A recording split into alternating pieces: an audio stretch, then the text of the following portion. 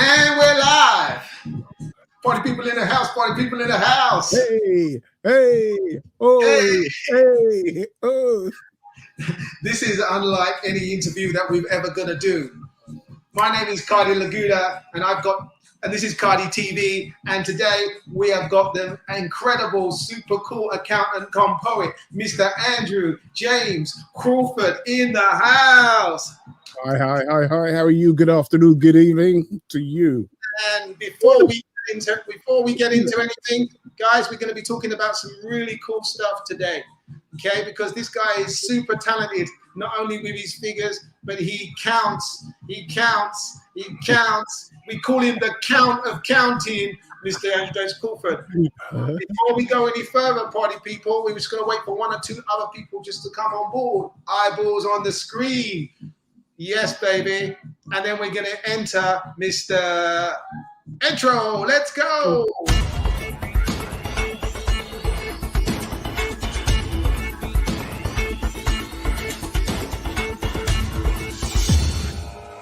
Kardy TV.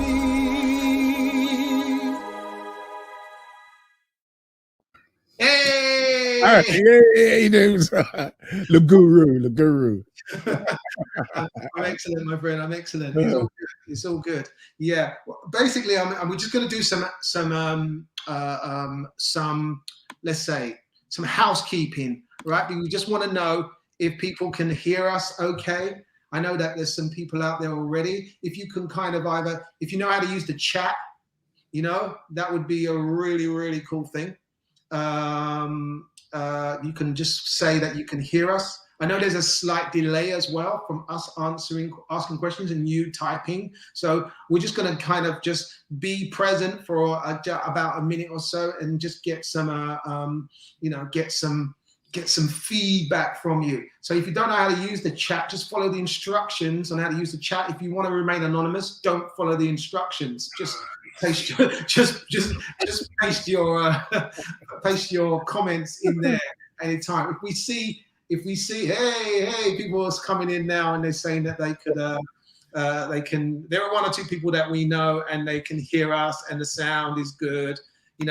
We got people like, hey, Vanessa in the house. Hey, how you doing? One or two other people in there as well, which is looking good. Thank you for the feedback and letting us know that the sound is good. Right. So basically, what we're going to do today here is we're going to have a chat about, because on Kardy TV, what I'm going to do periodically is have people on board and we're going to be talking, tune the breeze. We're going to be talking about things that are relevant in our lives, things that we are doing, things that we're creating, things we are sharing, things that that we think people will love with reference to just being alive in this modern day world. So my guest today is one of my longtime friends as well. He is Mr. Andrew James Crawford, and he is a tax advisor and a super accountant. I call him a super accountant because he's the guy that finds loopholes in the loops. We don't do that on the screen.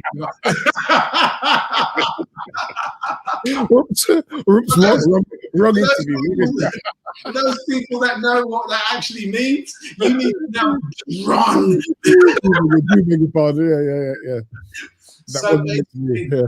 Yeah. So basically, what we're going to do is. Now, I know Andrew Crawford for many years, and basically he's going to share with something that he's been doing for a while. I've always seen him as being this extra creative individual, but there's a massive connection or differentiation between what he does with his accountancy and his creative side as well. So we're going to talk about that as well, because he's actually a poet too. Right, so I'm going to ask you one or two questions, and I'm sure that people will be interested in the answer that you're going to give. Now, how would you first describe yourself, Andrew? 6 foot man with glasses.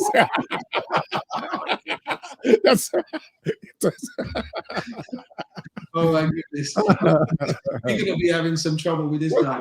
Right. We basically, I'm going to hook myself in because I'm just doing one or two technical checks as we've got new equipment coming in, and I just want to make sure everything is in check. Now, So, with all this going on today, what I want to do is I want you to be able to hear me clearly, and I want to be able to hear you too. So here we go. So how would you describe yourself? You know, if somebody said, come up to you and said, you know, seriously, how would you describe yourself? Mr. Lagura, that's a very good question, because obviously the way I describe myself and the way that people will describe me are two different things altogether, isn't it? I would describe myself as, but you know, since you asked the question, approachable, quite sharp, you know, on the uptake, a bit humorous. I love music. I love music. I stay up late. I'm a late owl, as you know. Yeah, for sure. And I'm 6 foot. 2 hours and 2 years, you know, man of color. You know, okay. So. I think a lot of people can see that. just in case there was some, some people on there who are listening to a podcast. Yeah, right. Right. So that's a good one. Yeah. On the telephone, when you talk on the telephone, hello, hi, how are you doing? Blah blah blah blah. Hi, my name is Andrew James Crawford. Blah blah. You know, and then they say, okay, let's meet. I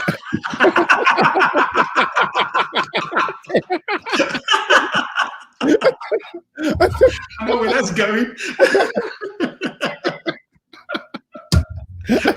When you speak like the Queen's English, yes, all of a sudden, let's have a meeting. And one time somebody said, oh, yeah, and I said, don't worry, yes, I'm Andrew James Crawford. I hail from Scotland. I say, because Andrew James Crawford is a Scottish name, yeah. For sure. So I told them that I came from Scotland, blah blah blah. You know, we sat down and they was looking at me like this, Andrew James, yes, because obviously usually we have a funny name. No, not funny name.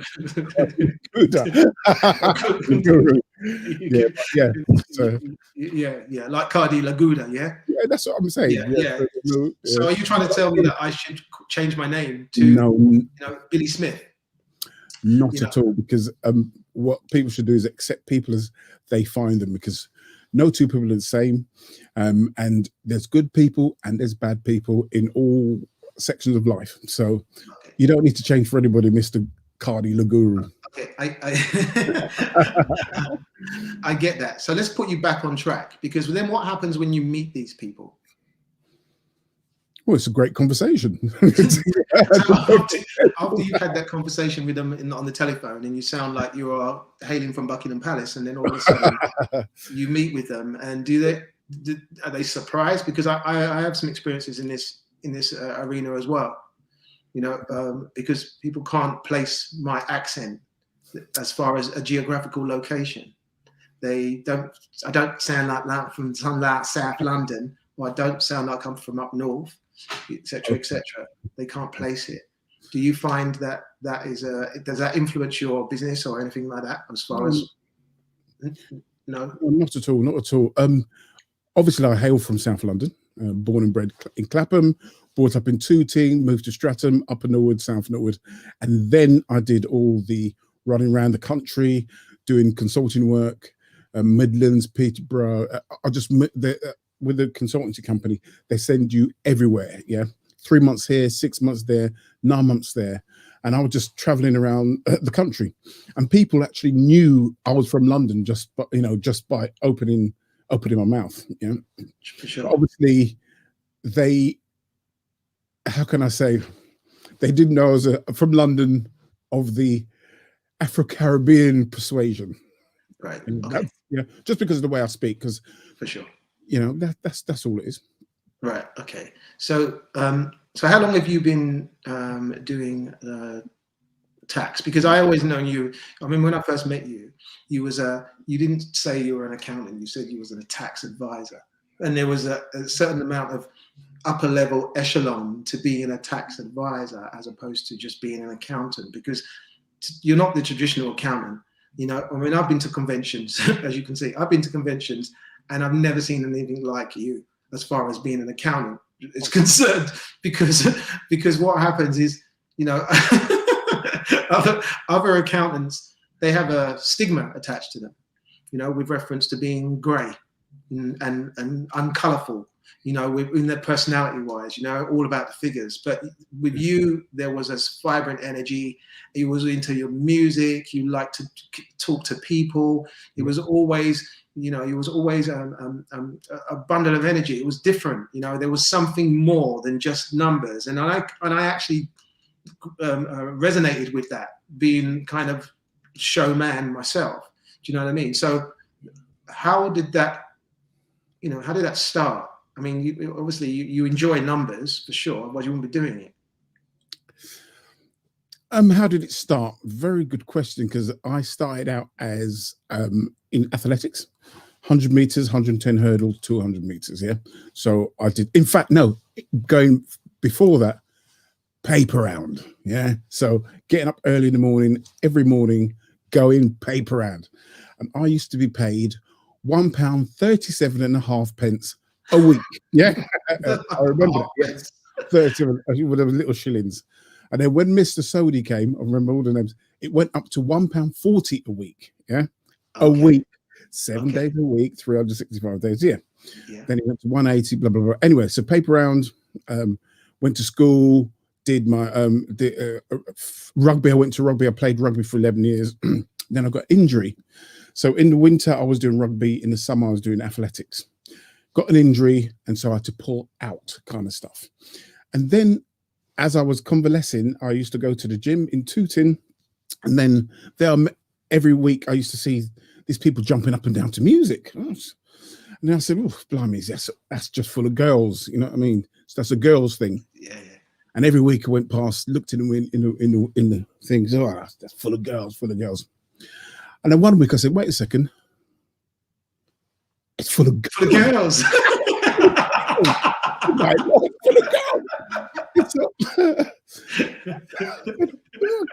must be missing something. So I said, I went to the teacher, Adams, and a little woman, and I said, can men do this? She said, yeah.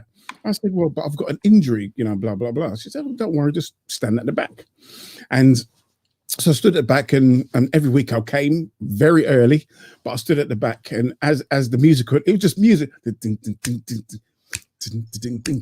As the music, people were going that way, and I was going this way, and I was going that way, and I said, "Oh, blimey!" I didn't quite get it at the time, but then after a little while, I said, "Hey, this is like a disco, like a party," and then he just started to used to go to all the classes, all the dancing classes. Sure. And then one day I said, "You know what? I can teach this," and so I did it in Loughborough. So I taught it in Loughborough. And so I did my qualification back in 1990. Yeah. Right. At the same time, I was always an accountant, but I didn't want to merge the two, because one is, as you pointed out, you said one is like grey suited and whatever, and the other is more funky and funky. Yeah. Yeah. So whenever anybody asked me any questions, they said, well, what do you do? I used to say, well, yeah, I'm a personal trainer or a fitness guy. And they said, oh, yes. Oh, my body needs this. And, that was a better entry than an accountant. And they go, oh, no, flipping accountant. Because they've got this stigma to them. Yeah. So I never told anybody. So that's why you never knew, or other people didn't know. Yeah. So I hid it. And I hid it from the people at work, 9 to 5, you just work, suited and booted. Right. And in the evening, it's like Superman, you took off your clothes, went into your lycra. People in the evenings and the weekends didn't know I was an accountant, so I just kept them separate. For sure. For a little while. And then suddenly, without going into too much, I merged them down the line, and now people know. Yeah. Right. But you had a very interesting career as a presenter as well, because there are a lot of images on Facebook flying around with you and your and the guys that you used to do tours with. How did that come about? Well, I used to do stuff myself. I used to put on events myself. Yeah, I used to put on. So I used to get people from North London coming down to South London with their people, and used to hire schools on the weekends and put on events, fitness events. Yeah. And then one time I met with somebody and they said, "Oh, come and do our event." And I started off in the water, so I was a water baby, yeah. And then from the water, went into step aerobics and stuff like that. And then I obviously, maybe it's the showman in you. You'd become a showman, and you were getting booked over here for different masterclasses, booked over there. I used to go to little gigs, and this is where I met you. I said, "What? There's some dude on bunga drums on what kind of Mickey Mouse? Mickey, some guy with his top off." Yeah. Yeah. I remember them days. And then I used to look. I used to say, "Blimey, this is a good song." And then I used to do these fitness weekends, and then from there you meet all these ex-aerobic champions. Yeah. Mark Flanagan's one, Davis is one, Graham Davis. Remember Graham Davis? I remember the names. All the Welsh guys, For sure. And Daryl Preston and all, then you start meeting them, really beautiful, wonderful people. And my life moved into that direction. Yeah. Right. And I was doing fitness all the time, fitness on the weekends. And then I started to fly out to Lanzarote. Then you started to fly out to Germany, Denmark. I went to Canada. I went to Australia. No, I went to New Zealand, not Australia, because I did Australia, New Zealand. And then it was great. It's a great life. Yeah. But again, at that time, I kept it separate. I didn't want anyone to know. Yeah. Okay. It was a great life. But when you say you was doing it on the weekend, was you still working as an accountant for yourself, or was you an accountant for a company in the beginning? Right. So I was an accountant for working in Wandsworth, and then after a while, I set up on my own in a marketing company on my own with other people, and from there I had the freedom to do what I wanted to do. Yeah. I went with some guys. Before then, I would use when I was at 9 to 5. I can say now that I actually utilize all the equipment and telephone at the office. like you do. Office, how you doing? Yeah, like that, booking stuff, using the printers, using the designers, whatever, to do all the stuff. So I use the 9 to 5 stuff for that. I got in trouble, obviously. They monitored my phone calls. I was do this, that. I was a bad boy. Yeah. Wow. But needs must. Yeah.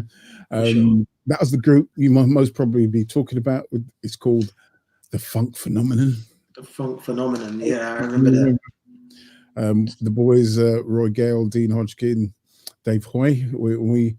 That was a great collaboration as well. We did nationwide, up and down the UK, with all their contacts. Dean Hodgkin, we went into magazines. We went to all the fitness magazines. Roy Gale, we went. He got us on the TV program, afternoon programs. So we used to go on the afternoon programs, and it was we had a great time. We had a great life. Yeah. And then obviously down the road, as you get older, one has to look at all your options. And I got my old injuries. I had to kind of come out of fitness. No, I didn't come out of the fitness industry, but I eased back on the presenting. For sure. And I'm just came back just solely accountancy and tax. You did mention what's the difference between accountancy and tax? Yeah. Yes, I did all the qualifications, whatever have you, for the accountancy. Boom. But I did extra years of pure tax. Yeah. Right. So I just merged them together. So there's accountancies and there's tax. That's why I say tax advisor. Okay. So because I enjoyed numbers and figures. Yeah. That's the whole point. Okay. So how did you? Because one of the most interesting things of late, based on you've had a lot of history, and you're in the fitness industry, and of the industry, and you've probably got clients that are in the fitness industry. But then recently you made this jump to a poet, and now before I'm going to ask you how this happened, I want to actually play one of your poems that literally has been done so well, especially from a visual perspective. As far as I'm a video maker, so I make videos. So when I see something that is really good, I will always compliment and say, hey, I really like that. And this was actually so good and so emotionally invoking with reference to this, because you must have, come on, look, you got to tell me, man, that tax is freaking boring, isn't it, man? You know, and like numbers and accounts, man, dude, but you managed to make, with this first one that we're going to play this video, and then we'll talk about it afterwards, yeah? Because it's so this one is called, what's it called? I don't know which one. Show it, man. The tax return one I'm going to play. Oh, okay. So how did that come about? So my wife, one day I was just sitting down and having breakfast one morning, and I sat down. She said, "Oh, why don't you?" Something to say. Why don't you do a poem about? I was talking about a poem, and she said, "Why don't you do a poem about tax returns?" I went, "Freebie now," or words to that effect. Yeah, we kind of get the words. Oh my gosh, yeah. And so I rushed upstairs, rushed out in my office, sat down, and this took me 5 minutes maybe 6, 7 minutes to write and finish. Okay. Let's have a listen. Here we go. Tax Return Season by Andrew James Crawford. Accountants, bookkeepers, both far and those near. It's come, it's stress season, this time of year. Director, self-employed, or working a peer, put down your pens and lend me your ear. Tax year ends in April, it ends on the 5th. You have 9 months after, now that is a gift. So why wait till January to give us your gear? You've passed summer and Christmas and also New Year. Let me just tell you what stresses us the most is slap banging Jan we receive some post. There's packets, some boxes, the old plastic bag, stuffed with receipts and statements. Now that makes us so sad. Remember the timescale for us is no fun. Some clients do think that we have only one. Got statements, how goes it? You got my spreadsheet? Some scribble, bad writing, and others are neat. We add times and subtract and take things away. For up until February, for us, there's no play. The stress to meet deadline, we're up against time. The last one to go is 11/59. Then February, March, April, we sleep until dawn. We get up when ready, stretch, scratch, and a yawn. 'Twas worth it, the deadline, the stress and the toil. Make ready the steam room, hot tub for the boil. I know I'm not talking to everyone. You're done and submitted, paid tax, some paid none. You also like refunds that go in your bank. That's us, grey-suited number crunchers, the ones you should thank.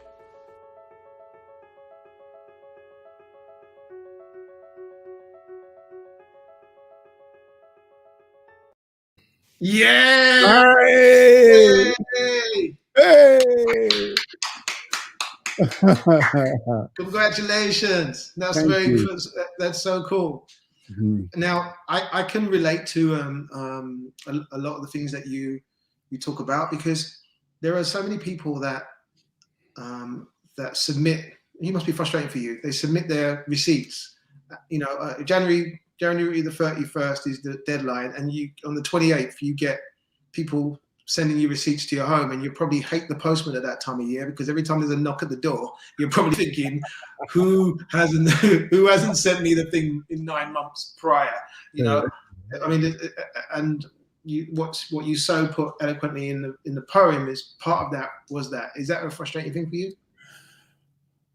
Frustrating, yes, but I have actually made a rod for my back, unfortunately, or fortunately or unfortunately. It depends which perspective you look at it. Yeah. Fortunately for people, they know they could actually submit their stuff late. They can send it in late, and they know it's going to be done. Yeah. For me, unfortunate, because I have to stay up till late. I stay around the clock, making sure whoever or whatever stuff comes through my door is done by the 31st of January at midnight. So yes, I am working up until that time, and I do squeeze stuff in, and there's a bit of slack, or I have to just go to bed late. Now, Can I just? Sorry to. Yeah, go on. This year, at the last moment, at the 11th hour, they extended the deadline to February the 28th, and it was like, where did that come from? Where did that come from? It just arrived, and so there was people going, "Oh, I'm not going to send my stuff in now. I'm going to wait until 2 weeks' time." I said, "Wow, listen." Wow. So basically, I had 2 deadlines: the 31st of January and then the 28th of Feb. So I was working both 2 months hard. Although I work all year. Yeah. Just saying that I do work all year. Those 2 dreadful months. Of course you do. Yeah. I've seen your pictures on your Facebook post. Yeah, you work all year. Yeah, of course you do. Okay. So the tax poem was really good. Did you find it helped people? Were people, because trying to marry up?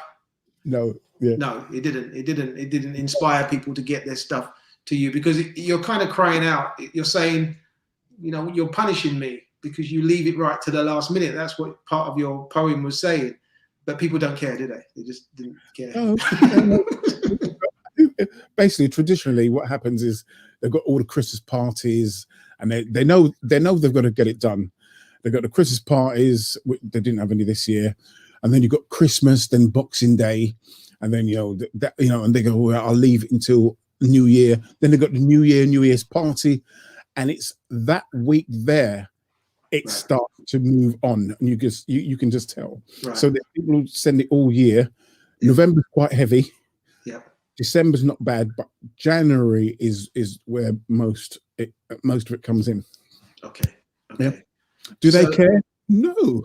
No, of course they don't. They don't care. Yeah, no, I know. I've heard many stories. Not not only from yourself, from other grey accountants. Right. So,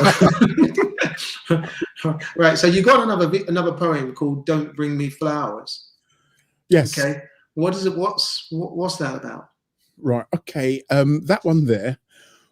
When my mum was alive, basically, she used to live in London. This is when I moved out of London. I used to go back and see her, and one time she mentioned about flowers, and I love flowers, blah blah blah. But when I'm dead, I can't appreciate them. So from that day, I mean, we're talking about years. My mum died in 2004. From then, I used to buy my house flowers. I used to buy every week religiously. Buy flowers for me, aesthetically beautiful, nice flowers, lilies, roses. Blah blah blah, red, yellow, pink. Lilies, white lilies to spread out there. Put the white roses in there. Looks nice. Sometimes put the red and the pink. Woo! Yeah. So I used to buy flowers, and then one time I sat down here, and as something just said something about I must write something about flowers, and it was a quick one. Don't bring me flowers. Have we got one? Okay. More? Yeah. We're gonna play it right now. Any comments out there after this? Just put them through. Let's have a listen. Don't Bring Me Flowers by Andrew James Crawford. Don't bring me flowers when I am dead, a tombstone laid across my head. Don't bring me flowers when I am dead, the visit short, the ground my bed. Don't bring me flowers when I am dead, tears flowing, nose dripping, and eyes of red. Don't bring me flowers when I am dead. Bring flowers whilst I'm alive instead.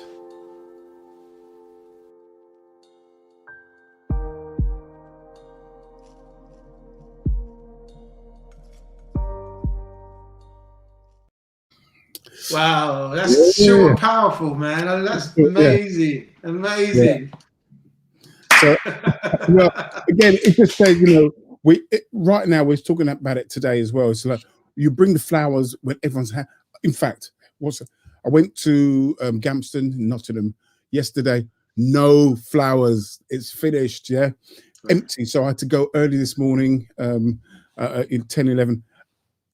And there's only a few flowers as well. So everyone's buying their loved ones flowers, which is great. I mean, which is great stuff. But again, you go to the cemetery and you see flowers, dead flowers, or bunches of flowers. Yeah, they brought them and then they just wilt away. I mean, I used to go and visit my mum's grave it's in Mitcham, often. Yeah. But now I leave it to my brothers to tend to the grave, that type of stuff. Yeah. Because I can't get there all the time. But you know, when I'm in London, always you pop into the tidy up the grave, blah blah blah. But I'm happy in the fact that when she was alive, I brought her flowers and she enjoyed the beauty of the flowers. Just like now, everybody should be buying your people flowers, males, females, it doesn't matter. Bring flowers. They just bring happiness to an ambience to the house. For sure. Okay, that's really cool. Now the final poem that we've got from you is one called, you entitled it as Stop. Now, what inspired you with that particular bit of prose? Stop. It was what was going on at the time, just bits and pieces. I hardly watched TV, but all the bits that I did watch, it wasn't education, it was indoctrination. And I'm saying, well, we can think for ourselves. Why do we need to listen to that, blah, blah? What we can think for ourselves. And again, it just hit me. It wasn't planned. None of my poems are planned. It was just say, I sat down and I think that took me 5 to 10 minutes, 10, 15 minutes to put together. Yeah. And I wrote it. And first I wrote it in lyrics, but it was so tight. You couldn't put it up. You couldn't actually see it. And I know people didn't read it. So I said, I went to bed once and I got up. I said, you know what? That poem would lend itself better as a spoken word in video, because then people have to sit and listen to it. So my good friends over there, Aether Digital, hi Holly J, hi Kelvin Richards, yeah, they put this together for me, yeah, they do all my videos, and I said, right, this is what I want, and they made it dark and a bit of music behind, you know, and there was a message in there for different aspects of life. I mean, there's a bit of education, there was a bit of history, there was a bit of beauty, the way that we the marketing entices you to do this. You have to be thin, this, that. No, you don't. So I said, stop all that rubbish and you start thinking. That's where that came from. Okay, good. Here it is. Stop by Andrew James Crawford. Stop listening to mainstream media and go do your own deep dive research yourself. Stop watching movies made up in studios and go out and make your own real life memories.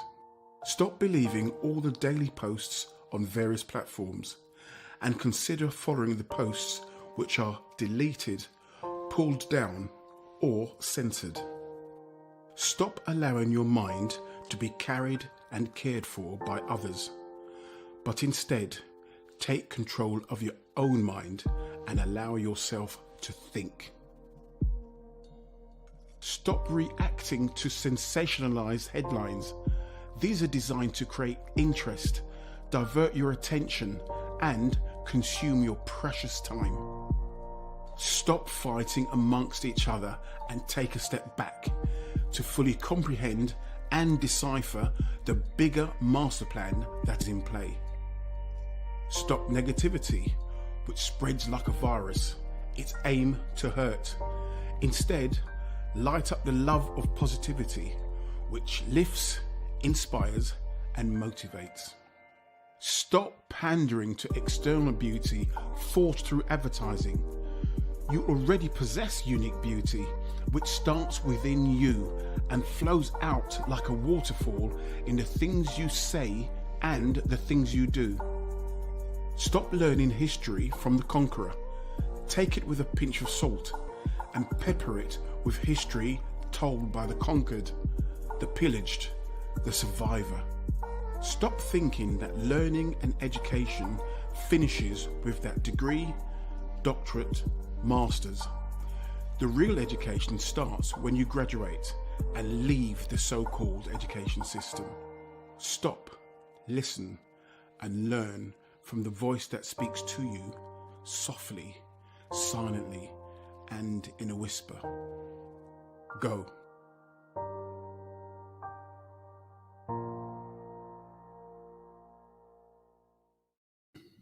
Yay!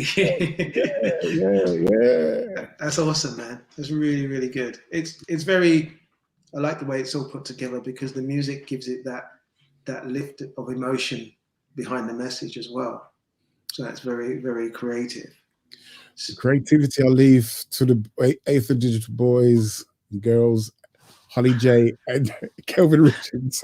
Yeah, I'll just deliver the words. Do you know what I mean? Just bring the words. And again, you should know your own inspiration comes from somewhere where you don't know.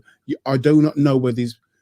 Well, we do know it's just coming from the ether. Yeah, yeah, these come from the ether.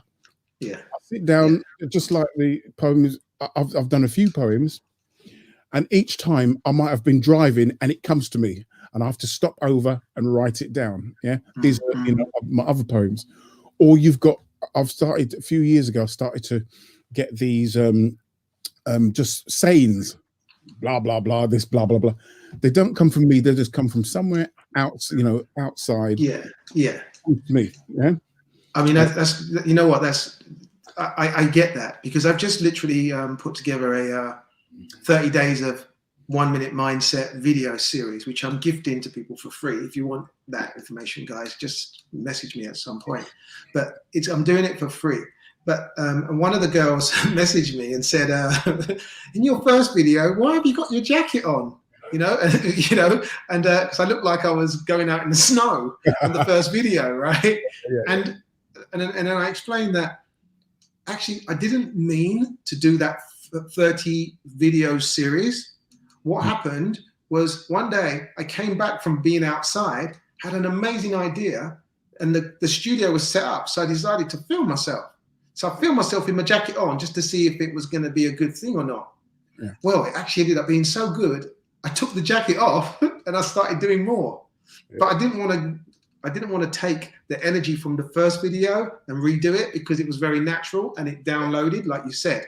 It comes from the inspiration as opposed to a motivational perspective. It came from inside and I knew I had to do it. So it didn't take me long to do 31 minute mindset videos over a couple of days, so I understand how inspiration can literally be bestowed upon you from an invisible Akashic style record, bestowed upon you in Akashic. Oh Lord of mercy. So what's next for Andrew? What's next for you? Well, again, building on what you just said there, as you know, I love my bubble baths. We've got a story for you. I love my bubble baths, and in the morning you're in your bubble bath, and stuff comes to you in the bubble bath, yeah, or wherever your place may be. And there was one time I'm gonna have to say, one time I was on the phone to you. If you remember, I was on the bubble bath with my phone. Yeah, and it slipped out of my hand. The phone slipped out of my hand. You must have heard. In that case.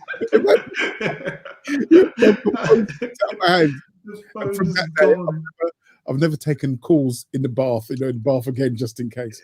But you could be at any place. So I'm driving, you're thinking about something else, and something that comes to you and say, right, these are the words, write them down. And if you don't write them down then and there, they've gone. Yeah. So as you say, the inspired. That's why I say this is inspired from the ether. Yeah. Not from sitting down thinking about it for hours. 5, 10 minutes, 15 minutes max. Yeah. But it just flows. Thank you very much. And that's it. And I call that blessing. We've all got it, but sometimes we don't listen to it. We've got. I just started to write things down now. If I do, and that's because I'm getting a bit older. Yes, older. I know. I might not look old because I use something like this. That almost good. And then on the lips to make sure they're perky, I use this. I had no idea you was going to show us. You was going to show us your beauty regime. That's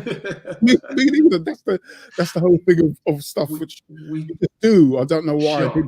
Yeah.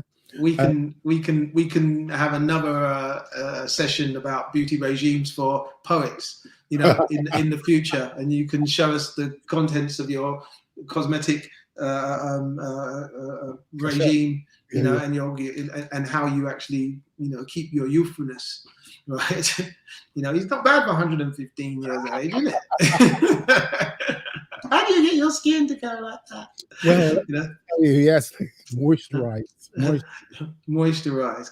Okay, so have you got any other poems lined up, in the near future yet, or with reference to the whole? Because I know it's like a team of effort. Because obviously you supply the words and the foundation, and then obviously you have your team that goes around and edits them and makes them look the way they are and puts the music behind it, etc., etc. I mean, what sort of thing can we see? Can we expect to see from you?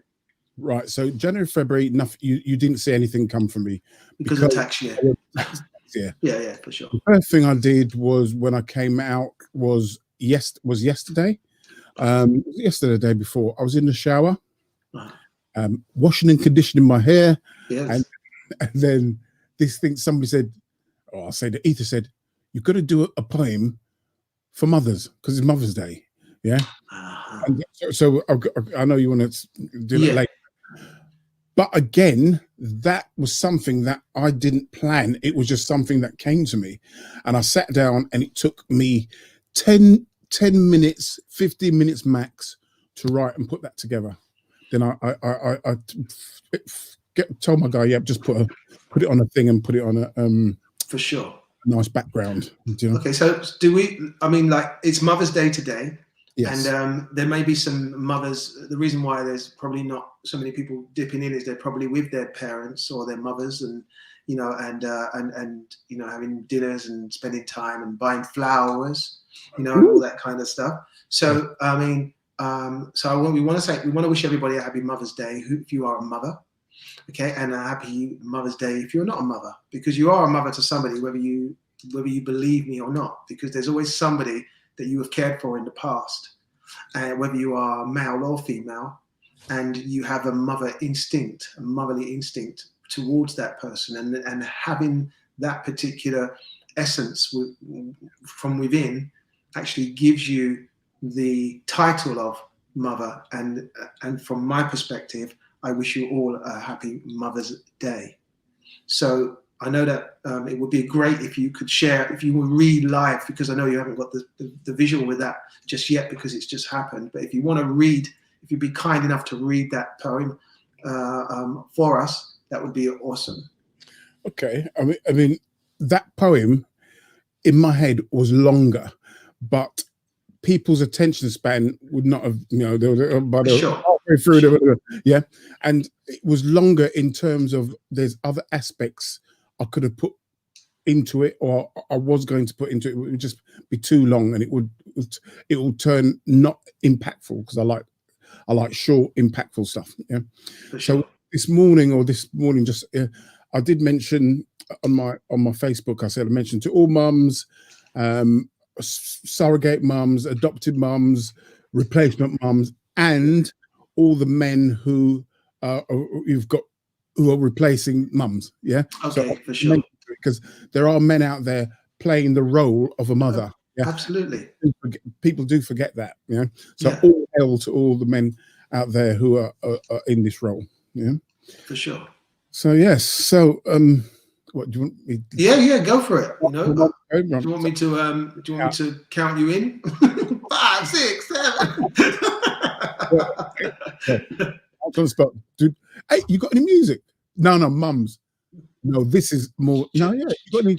No, just say it. Let the words flow. What program is this, man? let the words flow. Let the words. Right. Yeah. So, Mums by Andrew James Crawford. You could tell I'm a South Londoner. There ain't no such love like the love of a mum for the dainty young girl or the boisterous young son. Those past and those present and those yet to be will experience the role that is known as mummy. The reason why mothers are called number one: carried and nurtured us safe in your tum. Each day, each week, each month in your life, some single, some split, and some were a wife.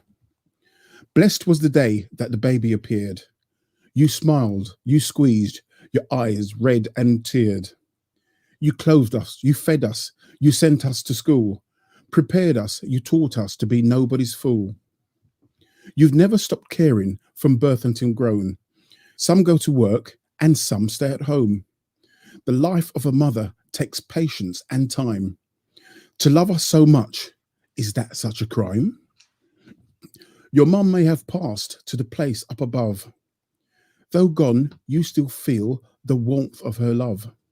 The good times, the bad times, and things you regret. The things that our memories will never forget. No matter how young or how old we should be, your love still surrounds us. It's warm and it's free. That's why you are special in every way. To mums, nans, and great nans on this fine Mother's Day.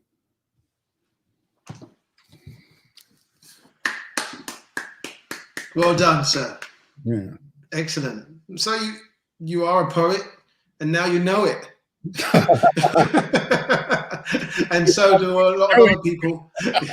And so do a lot of other people, you know, with this. And it's been an absolute pleasure to talk to you about the poetry, because when we talk, we tend to talk about other things which we may take up, you know, in a future episode on Kardy TV. But for now, you know, I just wanted to see if you've got any final words that you would like to. I mean, how can people contact you if they want to, you know, if you want them. I mean, are you taking people on? Are you that busy? Like, well, I don't want to do any more work. I want to write poetry. Stay away from the girl. You know? I mean, how is it? You guys funny. You're funny, Kardy Laguru. He calls me. He's the first guy to call me Kardy Laguru. Yeah. You know, and I remember on the phone we laughed so hard one time. He called me Kardy Laguru. You know, and it's kind of stuck. But anyway, I still use it perfectly, you know, within my mindset training sessions. But that's another story. So listen, share with us any final words that, I mean, how can people contact you, etc., etc. Okay. Again, I like interviews where I don't know what the question is going to be, so that you have to be genuine. Those are genuine questions, are good ones, you know, you know, knock you off. But here's something that I tell people, and it's about talent. And every one of us has some talent and some hidden talent, or some talent you're maybe frightened to show. Now is the time to give it out, to show it, to use it. I don't know if any of you are religious, but there was a story in the Bible that said he gave everyone a talent. 3 people a talent. One just kept it. Yeah, one kept it. One buried it, and one multiplied it. And for a long time, you know, you bury your stuff. You buried it. Yeah. Mm-hmm. Bring it out and start multiplying it, because that's what it's all about. Yeah, you might be a dancer, choreographer, an artist, whatever. Do what you want to do, what you can do, and share it, because that's all I'm doing. I'm actually sharing it, because here's the thing: you know, it's infinite. If you give it away, there's always going to be a replacement. Sure. It's what's that word? In abundance. Yeah. Correct. So by giving it away, it doesn't matter what you give away. It's always gonna be replenished anyway. Yeah. So don't be, you know, people hold on to stuff and hold on. You reap what you sow, basically. Yeah. Hold on to you reap what you sow. The key is that people forget to sow. Yes. And they just want to reap. So a lot of people are a bunch of reapers, hence the word of reaper. You know, and reaper is associated with not of a high vibration, of a low vibration. So you're talking about the grim reaper. So when someone talks about that, when you reap what you sow, So what we want to do is we want to sow. We want to sow, because when you sow, guess what? You get more. You don't want to be a reaper. Use those words. Listen to the English language, because the English language is there to actually tell you a completely different story than what you actually think. Trust me on this. There is maybe we'll do another one on that in the future. But for now, I get that. So you're saying that we want to be in abundance. We want to give out more, because in turn, the more you give, the more you get, and you have to trust. It's proven time and time again. Yeah, proven time again. You prove it for yourself. You just give away. You just give it, and it will come back to you 10 times the amount that's given. And you don't know where it's going to come back from. And maybe you might give in terms of time, skills, experience, but something comes back to you, and you must give. There's the most important part, without expecting it back. Yeah. Give without expecting it back. And those are the things. And so I said, if you've got hidden talents, bring them to the front. Especially the last year, you've had time to develop new skills and to bring out your old one. Look at some people only they had one option. Yeah, if they had a second or third, because one option's gone, you've got another two. Yeah, and some people were stuck because they only had one option, and they had to develop number 2 or number 3. Yeah. So I'm just saying, if you've got a talent, now is the time to bring it to the forefront. So if you want to get hold of me, there's a couple of ways anyway. Contact at andrewjamescrawford.com. Contact at andrewjamescrawford.com. I'll speak to you. We'll discuss a few things. Okay. In fact, just use that one, contact at andrewjamescrawford.com. Okay. We'll make sure that there's a link underneath this. If you're watching on YouTube, we'll make sure there's a link in there. And if you're watching on a replay, I'll make sure that the link is put in there on the replay for other social media platforms as well. So yeah, that's brilliant. Now, in the last few minutes, as we bring this to a close, I wanted to know if there's anybody that has any questions for our esteemed guest, Mr. Poet Andrew James Crawford. If you have, put them in the chat. If not, then don't worry about it. You can always use his contact details and ask him direct. But if there's anything to throw in the mix with reference to being present right now, then go for it, as this is live, and it will be up as a replay as well. So we'll just give a few more seconds just in case anybody wants to ask some funny questions. You don't necessarily. I've had a request to do another one together in the future already, which is really cool. And I'm sure that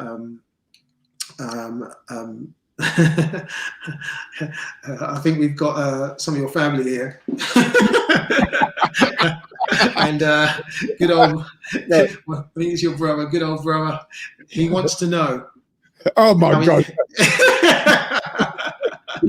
I'm actually going to put him up because he is your brother. And bear with me a second. Funny. Yeah, because he's got, your family is amazing. They've got the same humor, and they're fantastic characters. So let's have a look. And you'll laugh when you see this. Here we go. Oh my.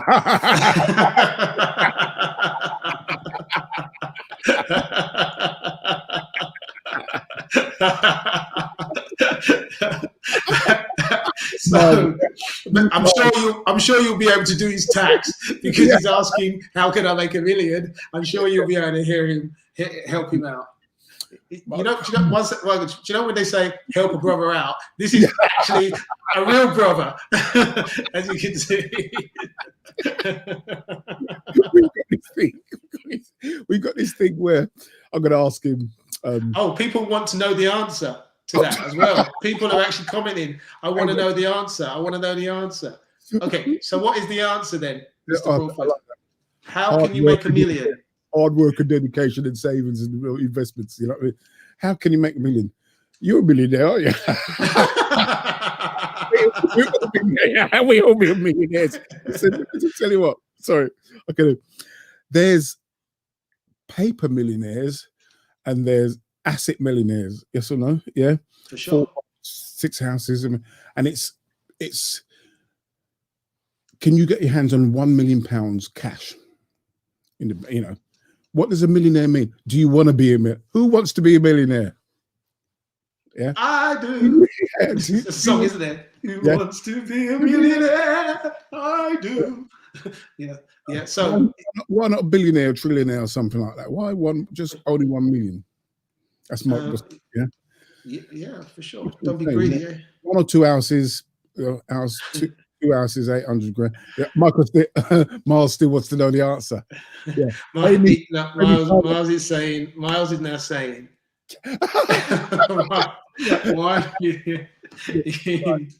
What that says is £1 million, not in premium bonds, no. Not in premium bonds, no. Not in checks, no. Not in bonds, no. He wants £1 million disposable income that he can use. Yes. You actually said it exactly how he spelt it. That's what we're laughing. Amazing. I know other people want to know. But you haven't answered his question, though, have you? Answer his question. You can borrow some money. Okay, let me see if I can help you with this. Not financial advice, but let me see if I can help you with this. Okay, the first thing is there's a difference between the energetic abundance and the physical abundance. Most people jump to the physical abundance to the point where they just want the cash straight away, right? Right. Now, if you are abundant energetically, it's very easy to line yourself up, because the thing that you have asked for with your attention to that will present itself because you're on the same frequency.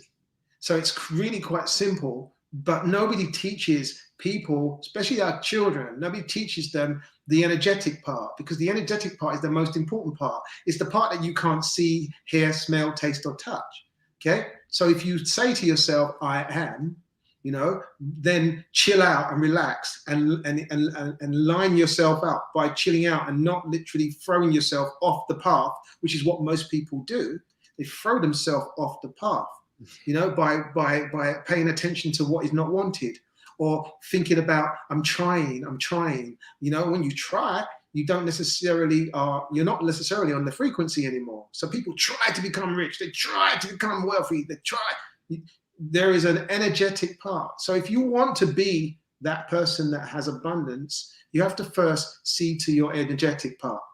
That's how I would, within my mindset sessions, how I would coach somebody in that arena. There you go. Woo.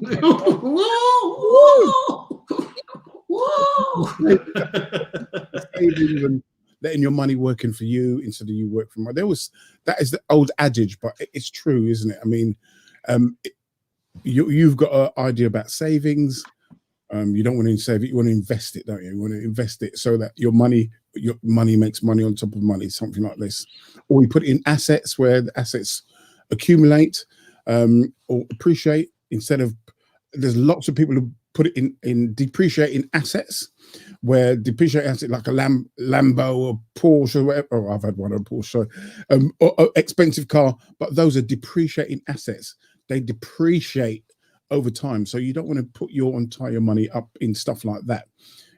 Obviously it's going to be in bonds, trusts and stuff like that, where there's the money makes a bit of money on top.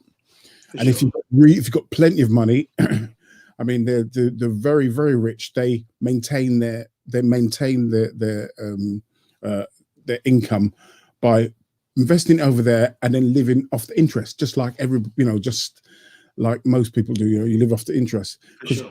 We talk about compound interest, but when you work out compound interest, you get the interest after you've put in 80% of the thing. It's the last 20%. So you're going to talk about years. That is doubles, sure. doubles. Yeah. But if you've got 5 million, you chuck it down, you get 20, 30 million per month. So you've just maintained your income. Yeah. The level of abundance. Yeah. Understood. Well, we're coming up to the end now, Mr. Crawford. And as much as I would like to continue talking to you, I don't want to make it too long. We've been going for about 60 minutes now. which I think is a really good time for people if they wanted to catch this on a replay. I don't want them sitting down for 3 years trying to watch this. You know? It's boring. See them go like that.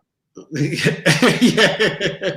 You might have to watch it in sections or whatever, you know. But I would like to thank you for coming on to Kardy TV to do an interview today, and I would like to say we'll have you back up there again, and we'll have another subject, because there's other things that you can actually share as well.